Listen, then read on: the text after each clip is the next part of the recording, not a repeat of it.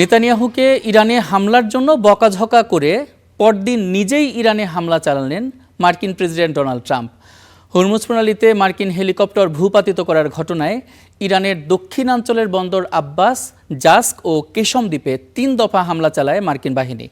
বিপরীতে মধ্যপ্রাচ্য জুড়ে যুক্তরাষ্ট্রের বিভিন্ন মার্কিন ঘাঁটিতে হামলা শুরু করেছে ইরান।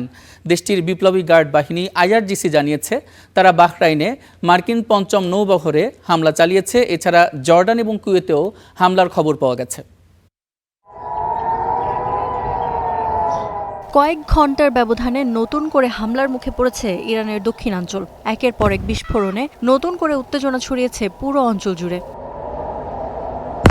ইরানি সংবাদ মাধ্যমগুলোর তথ্য অনুযায়ী সর্বশেষ হামলায় লক্ষ্যবস্তু করা হয়েছে কৌশলগতভাবে গুরুত্বপূর্ণ এলাকাগুলো। বন্দর আব্বাস, জাস্ক ও কেশম দ্বীপে চালানো হয় হামলা। সিরিকের বেমানি জেলায় ধ্বংস হয়েছে 2টি পানির ট্যাঙ্ক, ক্ষতিগ্রস্ত হয়েছে একটি টেলিযোগাযোগ টাওয়ারও। হামলার পরপরই পাল্টা প্রতিক্রিয়ায় হুঁশিয়ারি দিয়েছে তেহরান। ইরানের পররাষ্ট্রমন্ত্রী আব্বাস আরাকচি বলেছেন, নিরাপদ থাকতে চাইলে যুক্তরাষ্ট্রকে উপসাগরীয় অঞ্চল ছেড়ে যেতে হবে। একই সাথে যে কোনো হামলা বা হুমকির জবাব দেওয়ারও ঘোষণা দেন তিনি। বাহরাইনে অবস্থানরত মার্কিন ৫ম নৌবহরকে লক্ষ্য করে ড্রোন হামলা চালিয়েছে IRGC।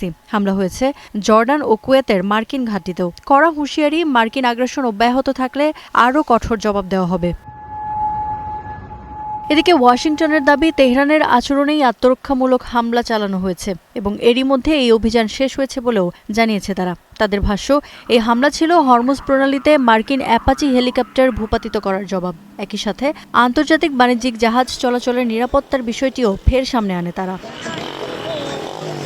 ক্রমবর্ধমান এই উত্তেজনার মাঝেও আলোচনা ও সমঝোতার পথ খোলা আছে বলছে ইরান। তবে তাদের অভিযোগ, মুখে আলোচনার কথা বললেও যুদ্ধের ময়দানে তার কোনো প্রতিফলন রাখছে না যুক্তরাষ্ট্র।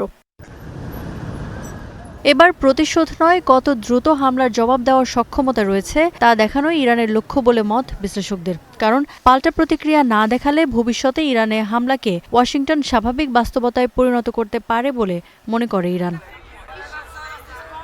Iffat Ira, star news.